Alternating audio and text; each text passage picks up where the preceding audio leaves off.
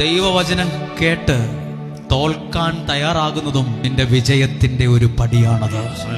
Step by step നീ കയറിപ്പോ. ഇങ്ങനെ തോറ്റുകൊടുത്ത ഒരാൾ ബൈബിളിലും ഉണ്ട്. തോൽക്കാൻ ഭയങ്കര ബുദ്ധിമുട്ടാണ്. നമ്മളുള്ള പരിപാടി മുഴുവൻ പണിയെടുക്കും തോക്കാതിരിക്കാൻ. പക്ഷെ എളുപ്പമാണ്. അങ്ങ് തോറ്റുകൊടുത്തേ, അങ്ങ് വിട്ടുകൊടുത്തേരെ, അങ്ങ് എടുക്കട്ടെ, അവരെടുക്കട്ടെ, അവര് മത്സരിക്കട്ടെ. കാലം തെളിയിക്കും നിന്റെ സത്യത്തെ. കാലം തെളിയിക്കും നിന്റെ മേൽ കിടക്കുന്ന ദൈവത്തിന്റെ ഫേവർ. അത് കാലം തെളിയിക്കും നിന്റെ മേൽ ദൈവമിട്ട അനുഗ്രഹത്തിന്റെ വില.